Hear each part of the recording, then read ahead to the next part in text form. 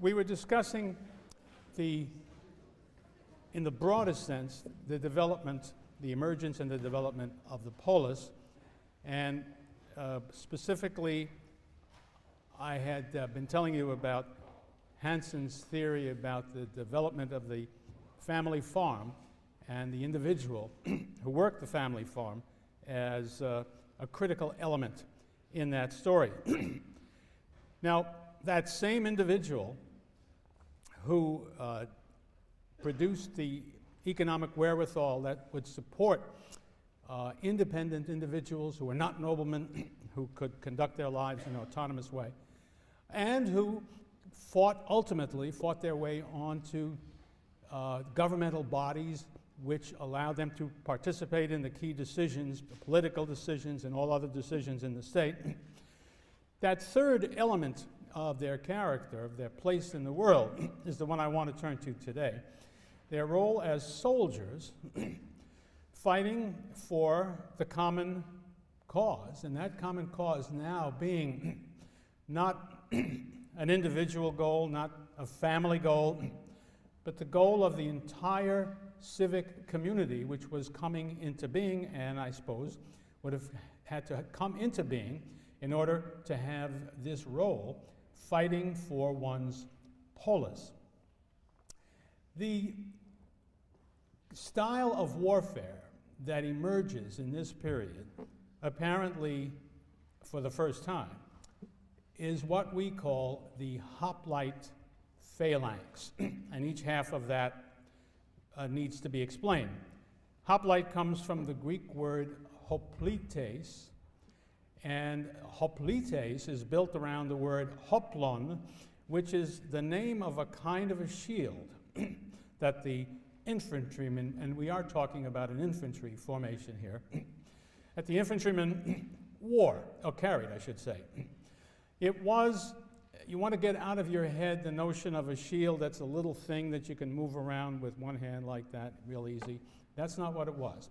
It was a great round shield about 3 feet across, and it had a kind of, let me step out here so that I can show you. I'll be doing a lot of it. You can hear me, can't you, back there? Is that all right? Imagine a round shield of the size I've talked about, and one of the things that's important, this end of the shield, the right end from my perspective, has a grip on it. But in the middle of the shield, there's also a kind of a loose piece of leather thong that you can put your arm through so that the shield is resting in part on that grip and on the grip that you hold at this end. You need to do that to be able to control a shield that's as big as that and as heavy as that, because it is made fundamentally of a heavy wood, typically covered by leather, sometimes with some bronze, a bronze sheet across the front of it as well. It is a very heavy thing, and it will weigh you down after a while. It's going to be really hard for you to maintain that grip on that thing all through the course of a whole battle. But that shield is the key, this hoplon, which gives the name to the word hoplite, or hoplites, which is hoplite. Phalanx means that these men, each man carrying his hoplon, are lined up, first of all, in a line, but that line is reproduced going back so that you end up with typically, a typical phalanx would have been 8 men deep, 8 rows deep, and that block of soldiers, however long it is called the phalanx, which is something like, it means something originally, something like a roller. It's because the phalanx would have looked, if you were up on a hill somewhere watching it go by, as though something was rolling across the plain as the men went forward, and looking pretty formidable, as that anything in its way would be mowed down in the normal course of events. So that's what we mean by the hoplite phalanx, a corps of heavily armed infantrymen in a solid block. Okay, when did this come into effect? Remember, I'm going to start out today's talk by giving you what has been the standard orthodox interpretation of how the hoplite phalanx worked, of which I think, again, Hansen has given us the clearest and most useful account. But as you know already from what you've read, this has come into great dispute in recent years, and I'll just say a little bit about the dispute before we get through today. But what I'm giving you is the old-fashioned traditional interpretation. By that view, the phalanx would have come into being somewhere between about 700 and 650 BC, which is to say after the earliest polis are in business. And according to this interpretation, you really have them growing up together. Nobody could be exactly sure about how this process worked. One of the big arguments that is part of this story is, did this development of a new way of fighting come about rather quickly over a matter of a few years? Or did it stretch out over quite a long time? The most extreme critics of the traditional point of view would say over centuries, that you don't get the full-blown hoplite phalanx that I will be describing to you, even until you get to the 5th century BC. But again, let's take it in the traditional way.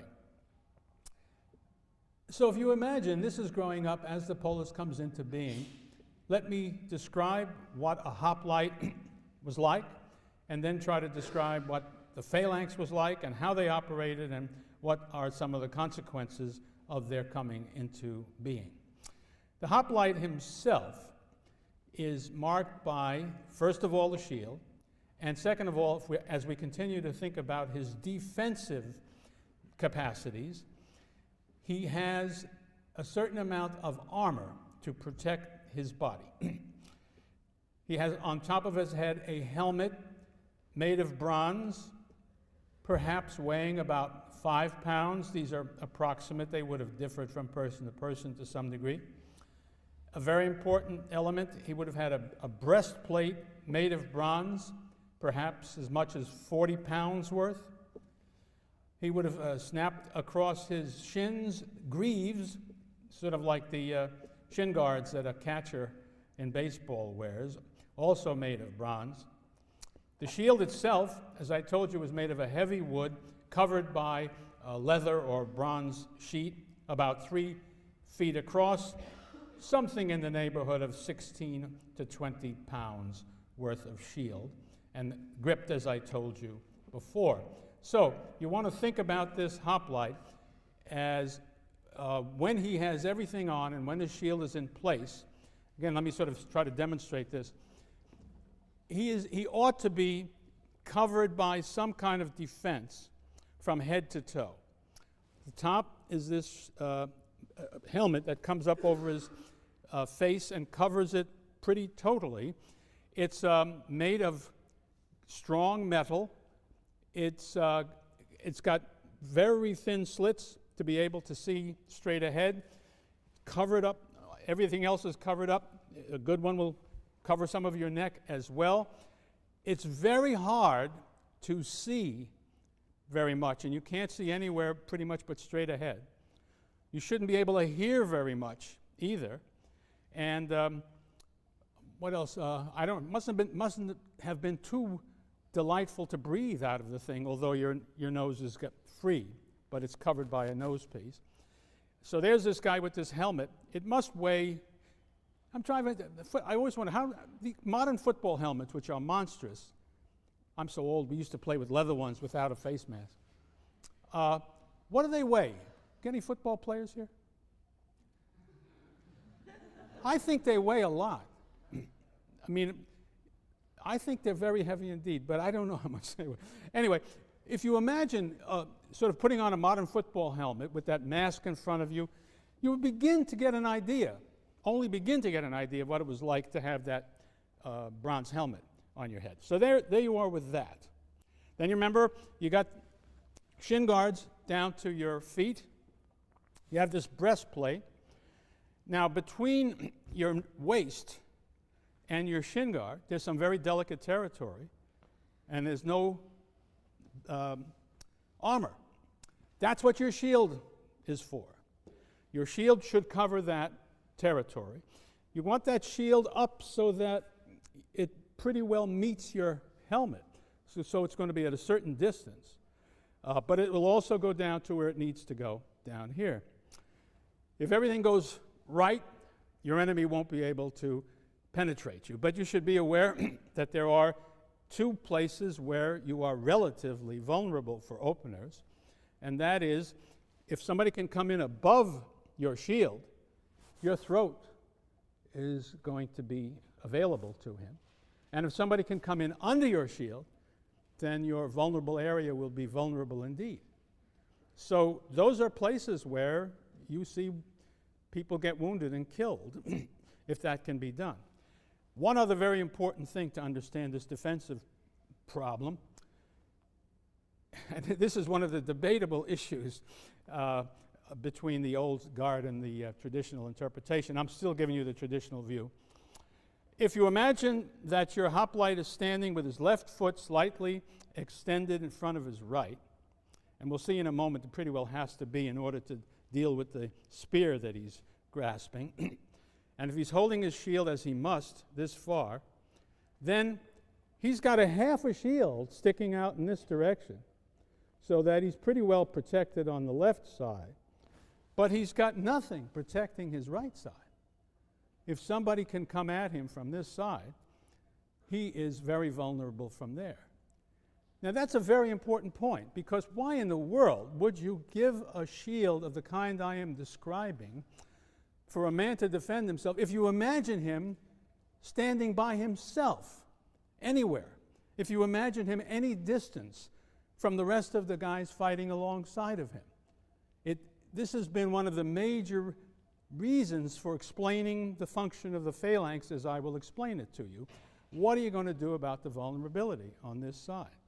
Well, the answer is, in the traditional view, is that he was never meant to stand by himself.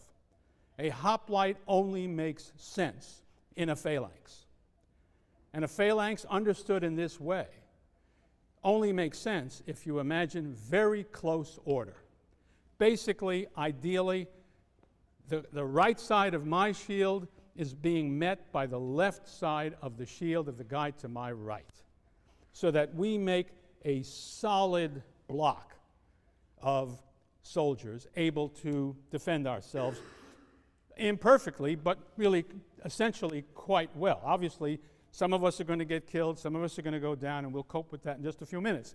But if you think of us as a unit, we have a way of maintaining our security, our safety, so long as we remain in the proper formation that I have been describing. Let me talk about the offensive aspect of it. The idea of going into battle is not merely to avoid being killed. The purpose is to kill the other fellow. How do you do it?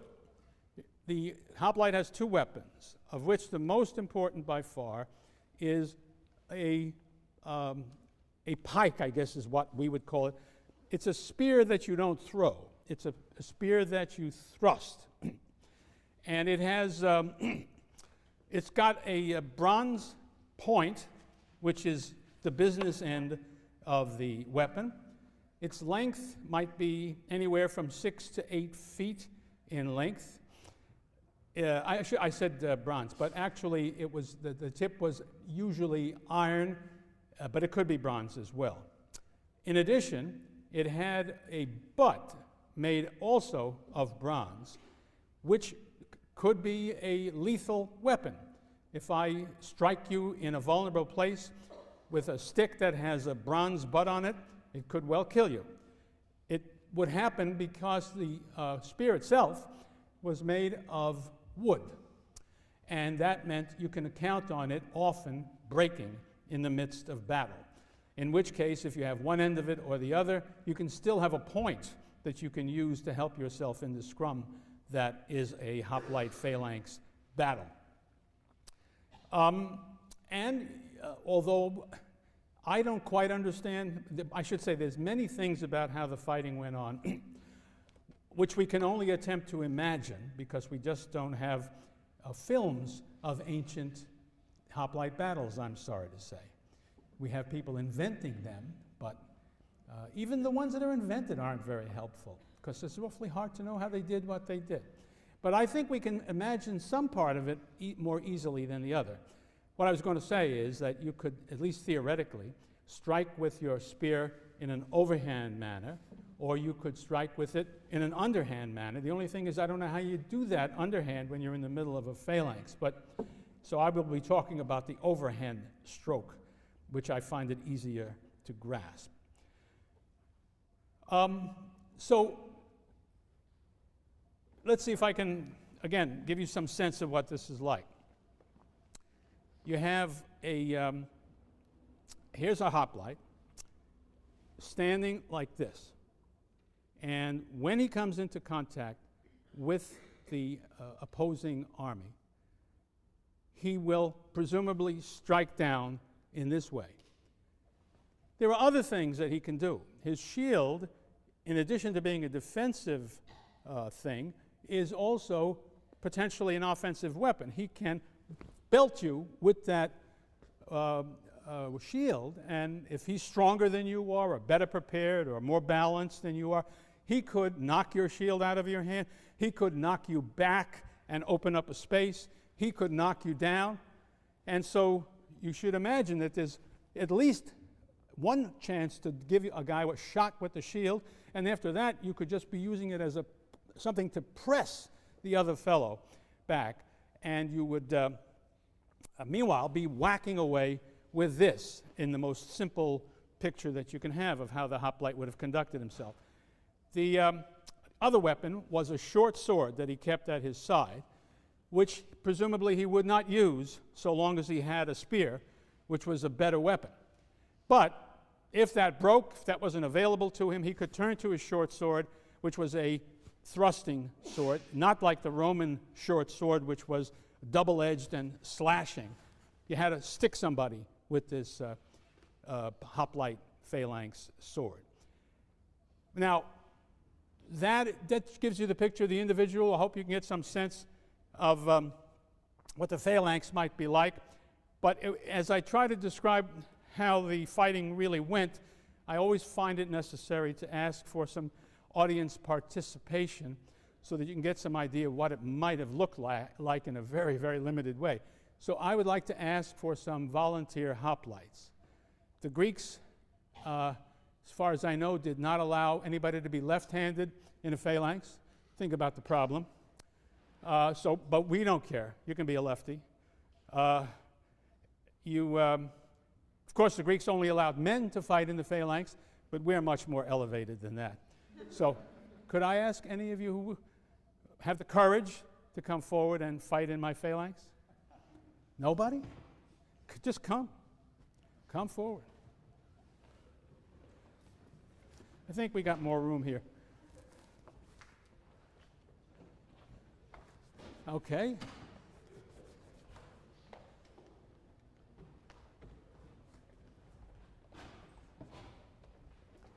One, two, three, four, five, six, seven, eight. That'll do. All right. We have a couple more. Oh, good, good, fine. Why don't I have the shorter people come towards me and the taller people go in the back? I think just make it easier for us. All right, let's line up next to each other.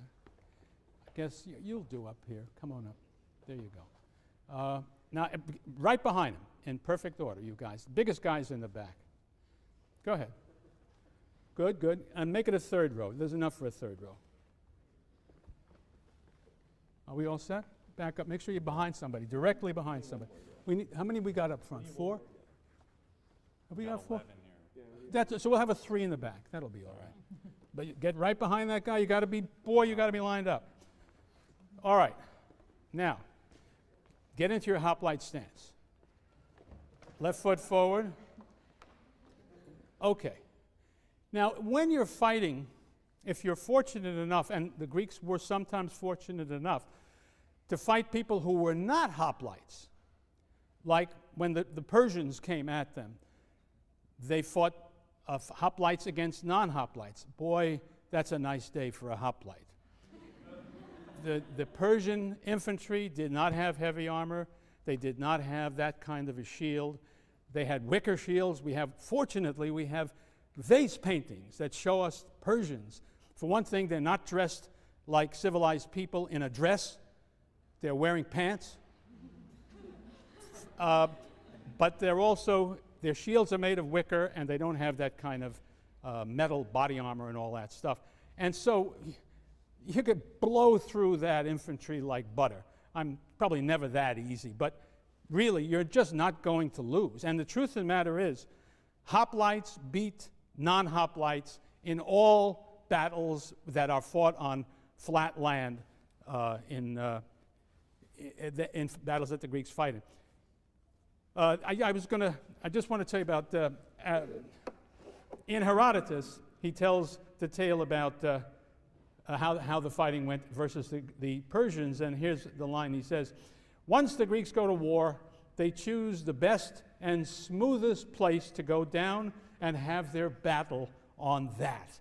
And that wasn't just because they sort of had an aesthetic pleasure in nice flat fields. That's what you need for a phalanx, because to maintain the integrity of the hoplite line, you can't have bumps and grooves and trees and rivers in the way. It will break things up. So they do, in fact, seek such a field. If you're fighting a non-hoplite infantry crowd, you're in great shape. But what the Greeks spent most of their time doing was fighting each other. One hoplite phalanx against another hoplite phalanx. So you have to imagine that this thing started with these guys back in their camp and the other army back in its camp. And they both have to agree that they want to have a battle, for a battle to take place. And they will have picked a place that is flat, where they can do what they're doing. Usually, the battle took place over some land that was being contested on a frontier, and they would go down to that area and pick a spot, and there they would go and fight with one another. So now the two armies are lined up. Here's an interesting question.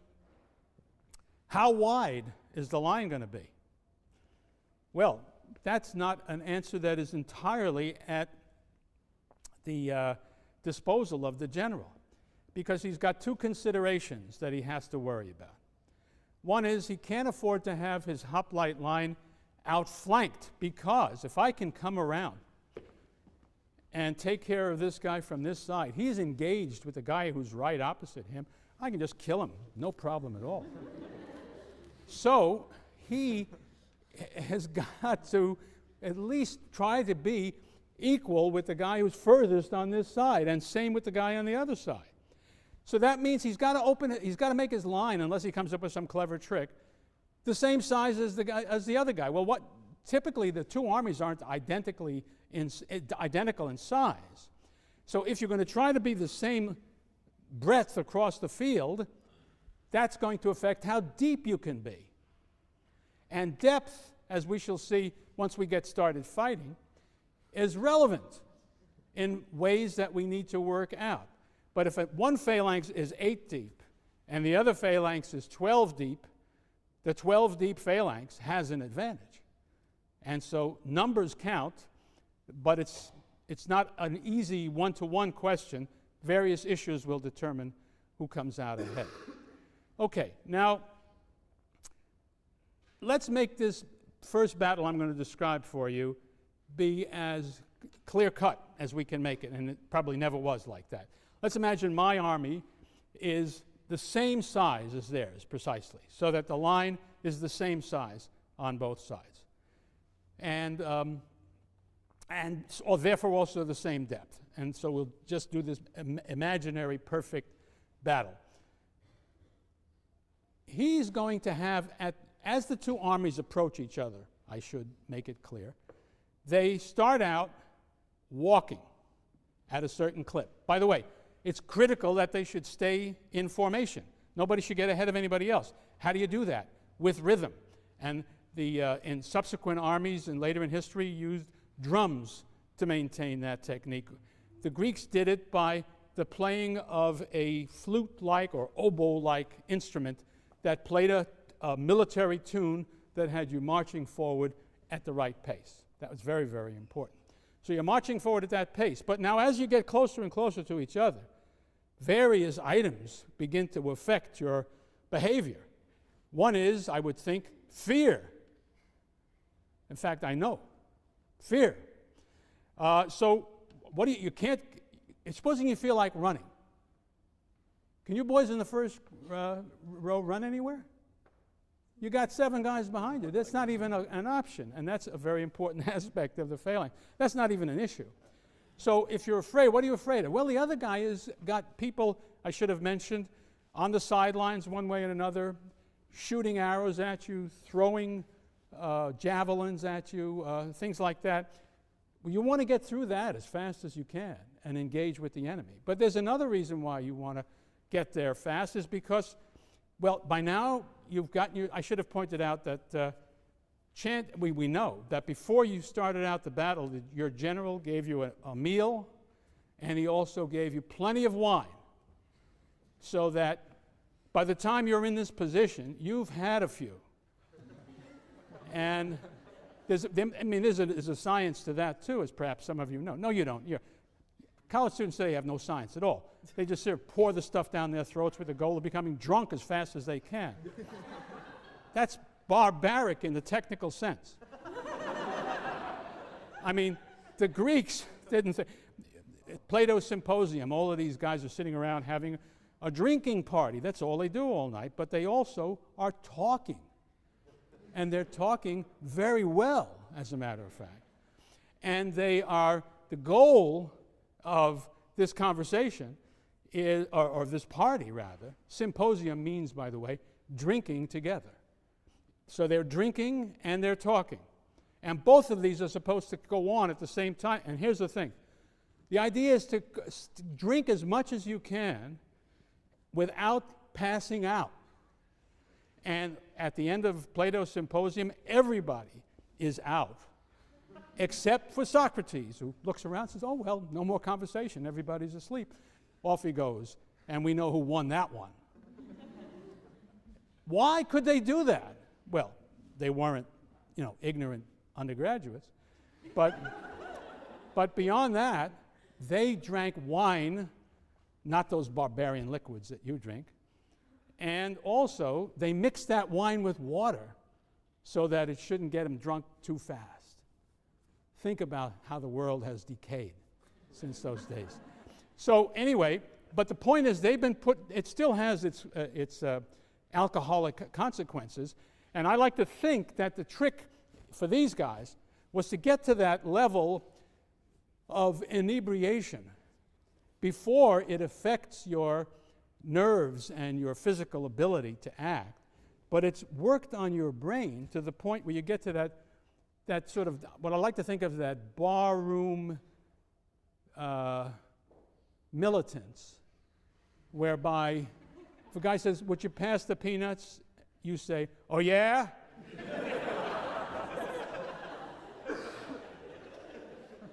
I like to think that's the ideal hoplite mode. So I think that's working on, and they want to get at those SOBs on the other side, and they want to kill them. That's their move. Well, all of that is working on both sides, and so that when they come together in a trot. You have to imagine they're moving along quicker than you would by walking, so that they will go bang, and we can see what happens. However, there's one other variable that you want to be aware of, and that is he knows he ought to be going straight ahead like that. But he also knows that his right flank is open. Well, he would love to be fighting at the edge of the Grand Canyon. So he doesn't have to worry about his right flank. But he's out there in the middle of a field. Now, he knows that first step ought to be like this, right? But he's only human. So the first step is like this. And so's the guy on the other end, on that side. So in fact, as Thucydides tells us beautifully in Book 5, when the two armies actually hit each other, they have already made a slight turn to the right. Everybody moves to the right. These guys move to the right, those guys move to the right, and they're smacking each other at something like that angle. Okay, so much for that. Now, here we go.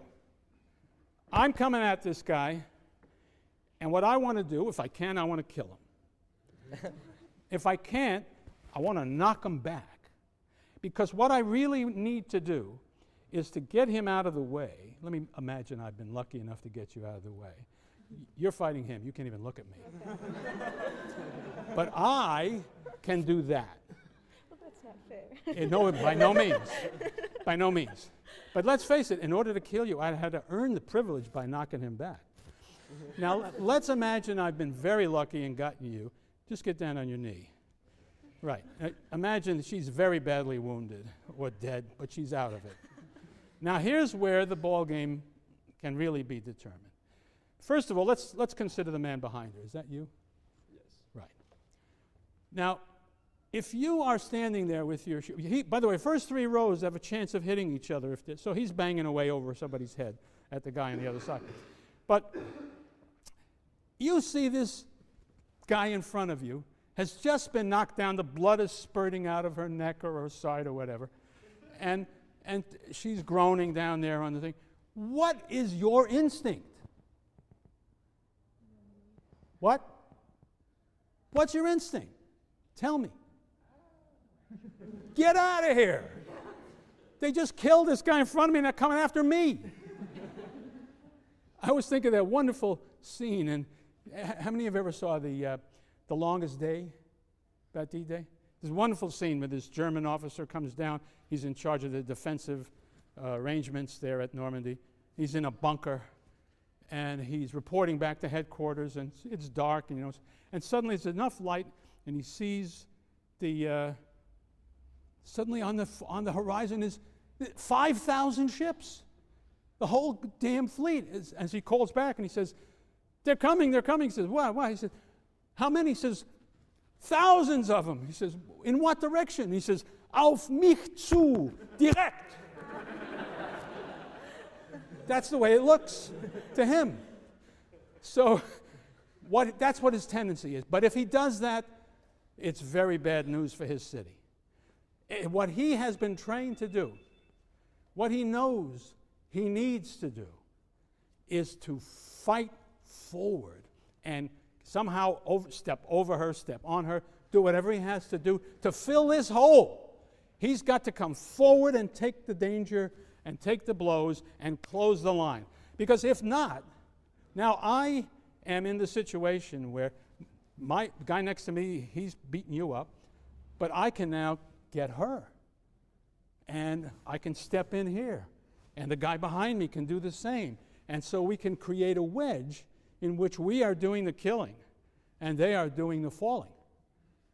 And if enough of that happens, after a while, some sense of what's happening up front quickly works its way to the back.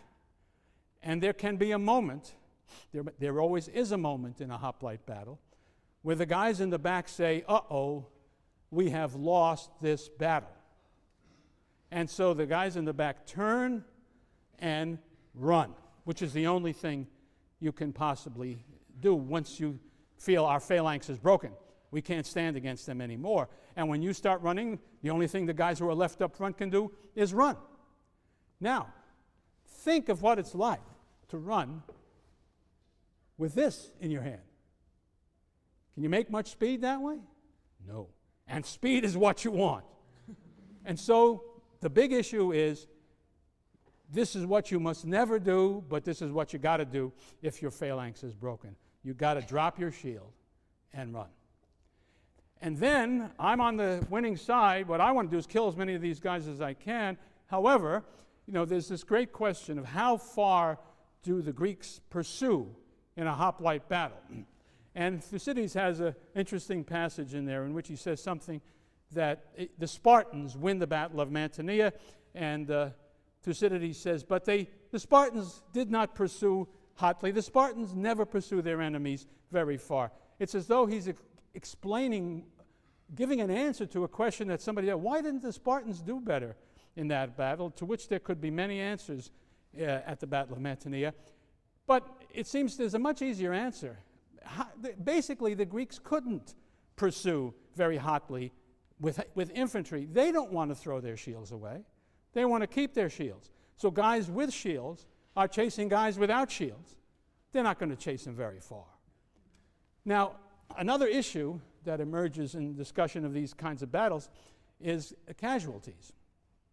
For a long, long time, the general wisdom was there were not heavy casualties in hoplite battles.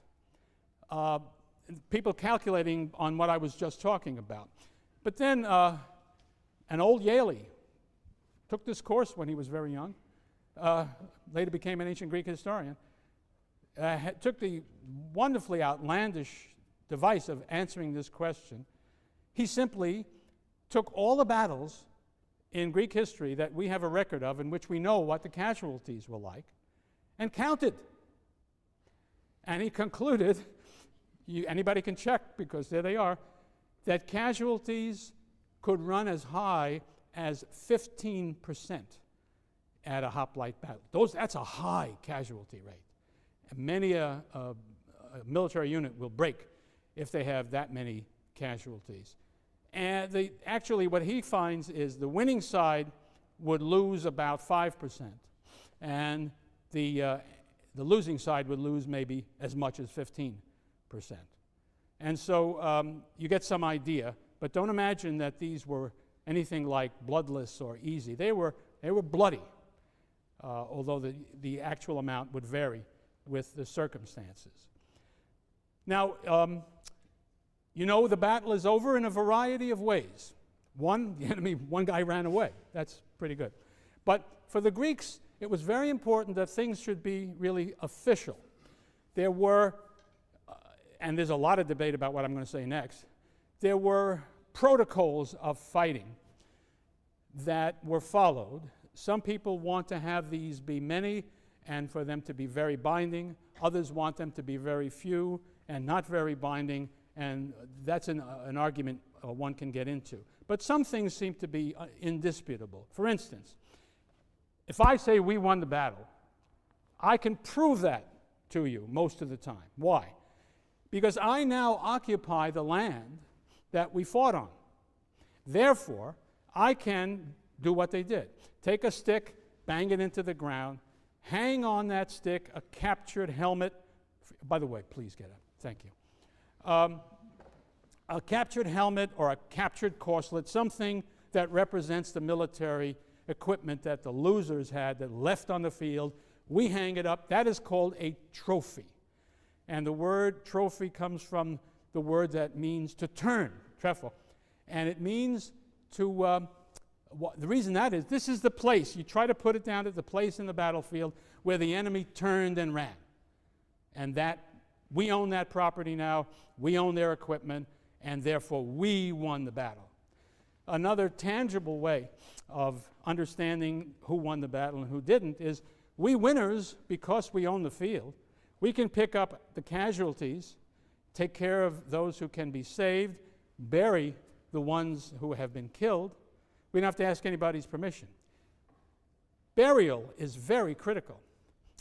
If you remember from reading the Iliad and the Odyssey, it is absolutely critical in the Greek religion that people be properly buried. Because if they're not, their shade goes on forever in misery and pain. They cannot rest quietly in Hades unless their body has been properly buried. So you got to do it. The losing side must come to the winning side, and they must ask permission to pick up their dead and bury them. Typically, that is granted, and they can then do it.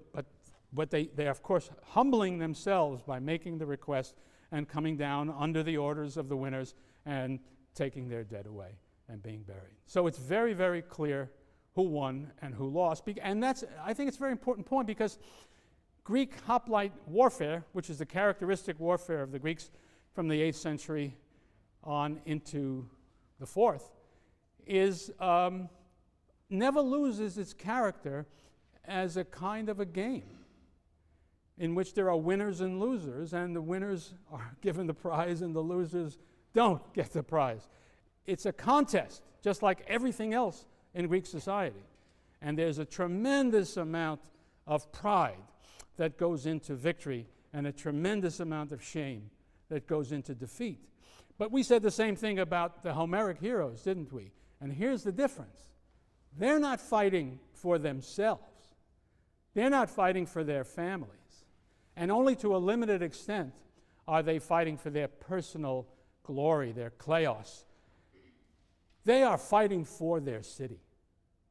And they will be honored by their city in victory, or even if they perform very heroically. And of course, what about if they were very shameful? What about if they run away? I think I want to save the illustration of that one until we talk about Sparta, where Tertius tells us very, very specifically how bad that is. It's bad. And so you have this tremendous continuity between the sort of the honor code that was so dominant in the Homeric world, which has now been shifted to the larger unit, which is the polis. And if you can see, all adult males fought. I should back up. That's not quite true. There's an important point I didn't make.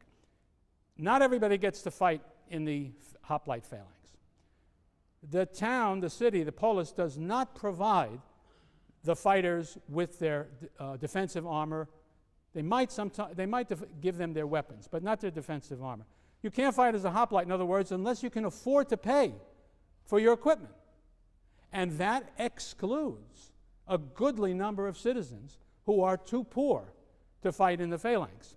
This becomes a very, very large issue, because the notion that there should be a real connection between citizenship in the full sense and military performance is totally a Greek. I mean, the Greeks just totally accept that idea. Actually, later on at the end of the 4th century, when Aristotle is writing his Politics, he makes really a very clear connection as to the style of fighting and the kind of constitution that you have. He said very clearly, if you use cavalry as your major arm, your state will be an aristocracy. If you use hoplites, your state will be what he calls a politeia, a moderate regime. If you use a navy, your state will be a democracy in which the lower classes are dominant. So that there's this real connection, and that's the way they really thought about it. And so what we will see as the polis is invented, moving away from aristocratic rule in the pre-polis days or in the early polis days, you will see a middling group of citizens who are, according to this interpretation, Hanson's farmers who are also going to gain the political capacity to participate in the town councils, and who are the hoplites. But it will exclude the poor, who will not have political rights. And most Greek states, just as they never move beyond the hoplite style of fighting, never go beyond the oligarchical style of constitution, which gives only hoplites political rights in the state. Okay, stay there, because who knows? We might, 20 million other things I might have said, but instead let me give you the opportunity to ask questions that you would like to raise, particularly if you want to ask about how they fought. As long as we have a phalanx here, we might as well use it if we need to. Are there any questions? Yeah. How would they practice? Because weren't they predominantly farmers? So. The answer is they damn near didn't. That is, you've got a very key point. There was very little military training. On the other hand, you don't need very much. Think about it. What are the skills? What are the technicalities? If I'm the general, right? So I say, what do I say? Charge! Now we're engaging each other. What do I say? Fight harder, men! Now we're in trouble. And I say, don't run away! There are no techniques, there are no maneuvers, you can't do anything. And so they didn't practice very much, except one stunning exception, the Spartans. They were not farmers, as we shall see. And therefore, they spent their lives practicing warfare. It paid off they usually won. So the answer is basically that the ordinary Greeks did not engage in very much practice. Yes, ma'am? If they're all fighting in this hoplite style, how do all these great Greek military personas develop who are famed for being such wonderful individual soldiers if there's no real hand-to-hand, one-on-one? Well, there is nobody out there that you could see. Typically, we don't have guys like that. The guys who are famous are the generals, who get credit for putting together a nice formation when it's not the simple one I've just given you. I mean, just to be a little bit more plain about that, famous Battle of Marathon. I will tell you about it when we get there. But one of its features is that because the Greeks were numerically badly inferior to the Persians, they had this problem of covering the line, you know. So instead, they could have thinned out their entire phalanx, but that would have given the Persians a chance to break through anywhere and everywhere. And so what, who's my general? Miltiades did was to make his wings heavier, deeper, and very dangerously thin in the middle. It was a gamble.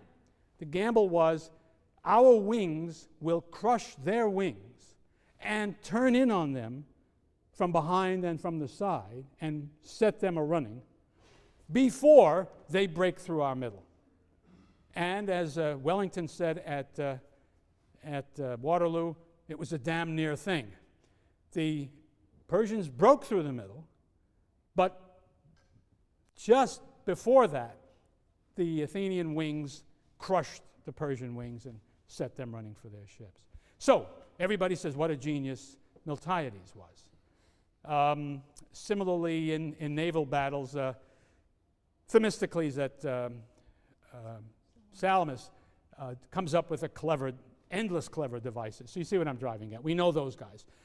You never really hear of Joe Blow, who killed 34 guys in the phalanx. There must have been some guys like that, but you just don't hear about those fellows. Okay, any other questions? Yeah? When would they pull out their swords and start hacking? When they had no spear.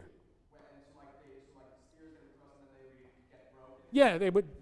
These spears must have broke like mad. And so the thing to do, unless you have something else to do with, you go for your. It's not like you go out and you start fighting with people. It's just you're behind your shield and you're hacking. Always. Oh, yes. Always. And you never, according to my understanding of this, you never want to be without your shield. That means you never want to be away from your phalanx.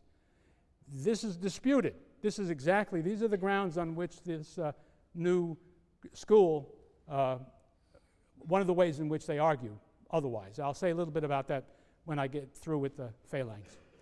I just want to, yeah. What about projectiles? I mean, these guys don't have any projectiles. However, there are light armed troops made up of those too poor to be in the phalanx who do use projectiles. And the projectiles are arrows, javelins, or stones thrown by slings. The trouble with them is none of them has any range. Think about that for a moment. Oh, these are not, get out of your mind Henry V. Forget the Battle of Agincourt. Don't have, what are those men in Lincoln Green with their enormous longbows made out of good English composite, whatever, who can fire the thing thousands of yards and penetrate and kill the French nobility. How many of you have seen Henry V in the Laurence Olivier version, 1945? They got this miserable modern one with these sort of Vietnam-like conditions that they have out there. It's raining all through the goddamn Battle of Agincourt. Great battle. It's got to have sunshine, blue skies, terrific. Well, never mind. They had very poor bows and arrows. They didn't have the composite bow. Didn't have much power. Would have had a hard time getting through the shields, and it didn't have any distance. So, but they were worth something because they did this. Actually, those guys would be useful, not so much, hardly at all, during the scrum of the phalanxes. But should one side be retreating, that's where they do harm. Once you throw your shield away and you're running, anybody who's got a weapon can take you out. And that's when it would have happened. Yeah. So is it unlikely that someone like the fellow whose name began with M that we read about from one of the selections? Miltiades? No, Oh. The archer in the Iliad. Oh, in the Iliad. Well, Is it unlikely that people would actually been able to do anything like that? yes, the Iliad has various people who were very good archers who could kill the other guy. I would say I'm sure there were bows and arrows at that time, but they did not yet have the kind of armor that they would have in this time. So they would have been more vulnerable, and you wouldn't have had to have such a powerful bow. Of course, Paris, isn't he the one who kills Achilles, right? But Achilles, of course, he got him in the heel where he didn't have any armor. Anything else? Yeah. Isn't it kind of like somewhat inefficient to like load it really deep? Because I assume like if the spear is only 6 feet long, like what are the people in the back going to be doing? Very good. Yes, and that's a big argument that nobody has a good answer for. The traditional answer is that these guys actually did press up against the rows in front of them, and that this provided a momentum that gave the front line an advantage in beating the enemy facing them. You can see all kinds of troubles. Why didn't the guys in the middle get crushed? I don't have any very good answers for that. And yet, it is one part of the traditional explanation is this, and it's a very important one and much debated, that at a critical time in the battle, one technique would be one side would give one great big shove. The word in Greek is orthismos. And if that was successful, as it might be, it could knock down the lines of the front guys and get the other side running. And there's an ancient evidence, there's an ancient source for that says that's what happened. And that's one of the things that we have to deal with. The critics of this point of view would say that's impossible and inconceivable. Another possible explanation of the significance of depth is, remember our poor victim here. If you multiply her, then you want to have as much depth to fill in behind to close that hole as you can, so that would make your phalanx more sturdy because you could take more casualties without breaking. That seems reasonable to me. But again, I can't imagine how these guys fought in these circumstances. I really can't see it. I mean, it's a pity we can't kill people in experiments deliberately anymore, because we need to see how this works. But I can't do it. But I do think that makes a reasonable amount of sense. Anything else on the mechanics of our phalanx? Yes? A little louder, please. Should charge each other? Is that what you're saying? Well, what happens is, it's usually, it's always the case, one army is invading the land of the other. So in a way, it decides when the fighting is going to take place up to a point. Namely, it's going to happen this summer, because we're coming. And it's going to happen this week. It's going to happen tomorrow if you don't run away.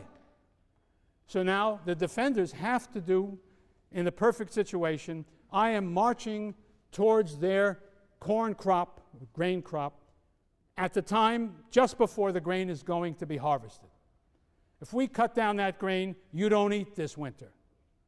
You get in front of the grain when we say.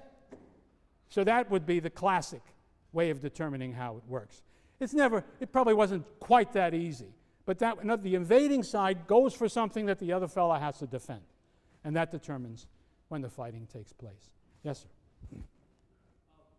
How long would most of these battles last? Hard to say. Hard to imagine anybody doing this for more than a couple of hours. So that would be my guess, but nobody knows for sure. But I think if you can imagine, up to a couple of hours would be about right. And that's worth mentioning. How long is a war? A couple of hours. Because typically there's just one battle. One side beats the other, and that's the war for now. Until we get, of course, this is all early days, till we get to the Peloponnesian War, when things change radically in fighting in general. But this is your standard. Yes, sir?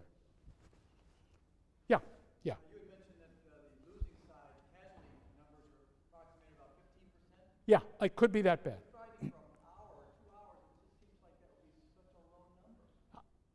Well, you got to realize that much of the time, until the phalanx breaks, there's not a lot of killing that can go on. You can only kill just a few people while they're still defending themselves in this manner. I have to believe that the bulk of the killing took place on the flight, and so that's why that works out. Yeah. What do you do the rest of the time? Just push? If you're not hitting, you're pushing. That's the theory. Or two. Yes. How do they decide who went in front and who went to the back? No, that's right. They would have decided on the basis of what was most effective, and you would not want old guys. By the way, how old are the people out there is a good question. Typically, the youngest guys are 20. Typically, the oldest guys are 45. But everybody was liable to military service in these states till they were about 60. So you can imagine in certain circumstances there would be guys that old back there. But fundamentally it's between 20 and 45. Okay, I would have thought that the front row would exclude the older people. You want tough guys up front. You don't want your front line being broken. So the guys up front are going to, the younger you are, chances are you're going to be more physically strong than older guys. Probably, though, you wouldn't want to have the very youngest guys up front, because another thing you want is experience. People who have seen this before, done it before, lived through it, and now you can count on them not to run away better than you can on a fresh recruit who's never done this before. So I would have thought, so you see I'm speculating to a certain degree, but I would have thought you would have had guys 25 to 35 in the front couple of three lines, and then behind them younger men, and then maybe the older men at the very back, or maybe because you wanted to be sure that that last row didn't turn and run way too fast, you might have some who were not quite so old at the very back. But it's all a question of what's effective and why. That would be my thinking about that. Yes? How deep were the phalanxes usually? In what? How deep were they? Normally. I say that a typical phalanx is 8. However, by the time you get down to the 4th century and people are doing all kinds of new and innovative things, we hear that the left wing of the Boeotian army at Leuctra was 50 men deep. Now, what are you going to do with that? But it's clearly a fact. There were previous examples of people trying to have a deep wing that would do things. But if you take me back to my primitive phalanx here, about 600, 650, they're not doing that stuff yet. I would have guessed they were typically, but I think the depth would have been determined by how many soldiers you had available. You would have made your phalanx as deep as you could, and once you had the width established. Yeah. Yes, ma'am.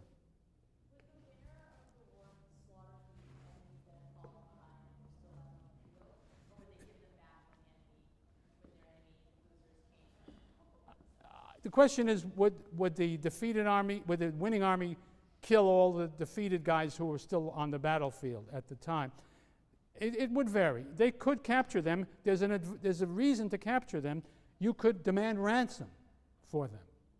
So there would be some inclination to capture men rather than to kill them. On the other hand, guys who are engaged in a fight of the kind we must imagine get very angry. And these guys killed a buddy next to you. So there would have been a certain amount of just furious killing going on. But I don't think that would have been the way you plan the game. You kill enough guys to achieve your goal, and if you're still rational, you take the rest prisoner, I think would be the way to go. Yes, sir. Yeah. The front's very strong. What would stop an opposing army from flanking the army? What would stop it would be, why didn't they flank each other? Boy, if they could, they would. But the difficulty is, if you take your left flank and move it out here so you can flank this guy, one of two things has to happen to your army. Either you open a nice hole between yourself and the rest of your army, in which case somebody's going to get very badly killed, and you're going to be on the run very soon. Or you have to somehow communicate to the rest of the army, everybody come over this way, which will still leave that flank open to being flanked by the other side. That's what prevents that from happening. We just don't see that going on. Yeah? Was it just the Greek sense of honor and propriety that kept them from doing like more creative like sneak attack? It used to be thought that, before people were very careful, we know that they do every terrible thing in the world in the Peloponnesian War. That whatever the rules were before, they're off when we get into the Peloponnesian War. There's just no dirty trick that anybody fails to do if he can. But they surely must have done it before too. When you're serious, any way to win will do. But mostly, you could make a virtue of a necessity. The kind of battle I've been describing to you, a nice flat field, two armies coming at each other, there's not much you can do in the way of trickery. And so you can take a high tone and say, anybody who fights any other way is a no-good coward.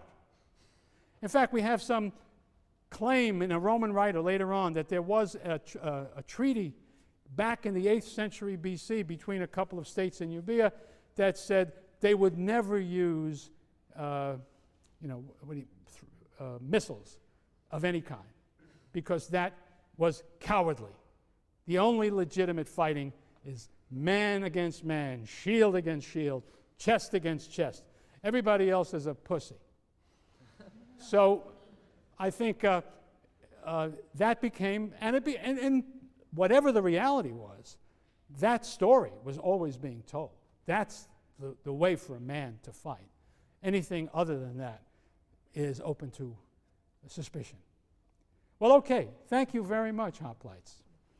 A little hand for our Hoplites.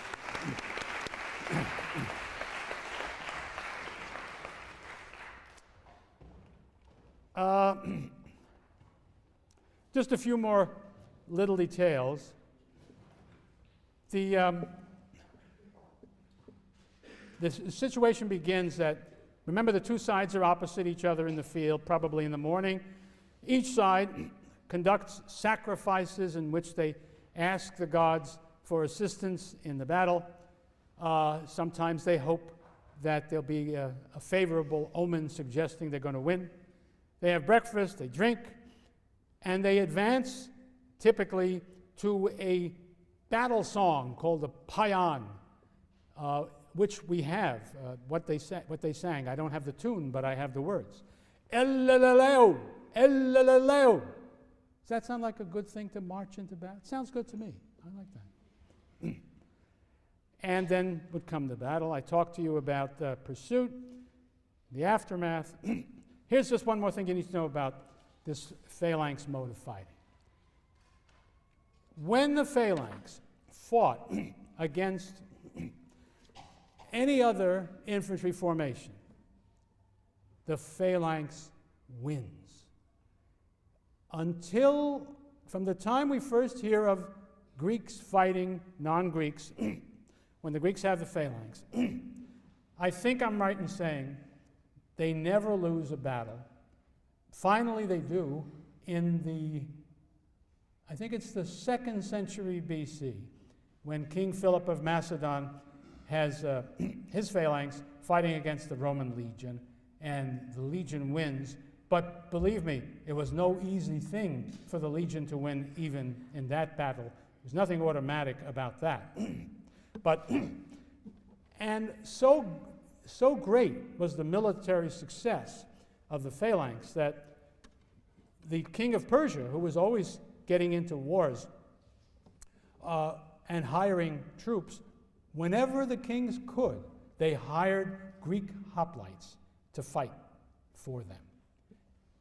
When Prince Cyrus seeks to overthrow his brother right after the Peloponnesian War, he signs up 10,000 veterans of the Peloponnesian War from the Peloponnesus, because with 10,000 Greek hoplites, he believes that he can conquer the Persian Empire and make himself king, even though the numbers are fabulous. And those Greeks march 1,500 miles into the center of the Persian Empire, down into Babylonia. fight the army of the Persian king, defeat the army of the Persian king, but unfortunately, the prince who led them down there is killed in the battle, making the victory rather pointless because the whole idea was to make him king. And so then you have Xenophon writing his Anabasis, The March Back, telling the story of how those 10,000 Greeks rather, got back home. Just a word for the other side of the argument. I want to read you a quotation from Hans von Wees, who is the leading critic of the traditional Orthodox explanation I just gave you. Here's one. It is clear that the emergence of the hoplite was only the beginning of a lengthy process, which certainly lasted more than a century and may have lasted more than 2 centuries, leading to the creation of a close-ordered hoplites-only phalanx. The classical hoplite formation, then, was not the long-lived military institution of scholarly tradition, but merely one phase in a history of almost 4 centuries of slow change towards ever denser and more cohesive heavy infantry formations. And I'll read you one more of his statements. Those who favor an early date for the emergence of the hoplite phalanx rely on the one argument above all, the new type of shield adopted in the late 8th century, unlike its predecessors, could be used effectively only in an extremely close and rigid formation. Double grip shields thus presupposed or imposed an extremely dense formation. The tacit assumption is that hoplites stood frontally opposed to their enemies, like wrestlers, rather than sideways on, like fencers, holding their shields parallel to their bodies.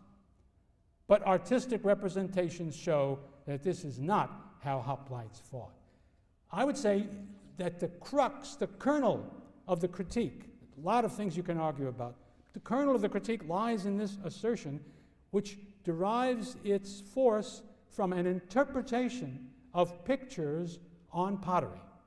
You can see I'm not too friendly to that interpretation, but it is being taken very, very seriously, so seriously, you fortunate Yaleys, that there will be here on April 9th and 10th of 1908 an international conference on the subject of the hoplite phalanx and the emergence of the city-state. And it will be a classic Greek agonal confrontation, because among the other stars who are going to be engaged, Curtis Easton will be one of them, the main event will be a one-on-one between Victor Davis Hansen and Hans von Wees. You're all very welcome to come on that occasion. See you next time.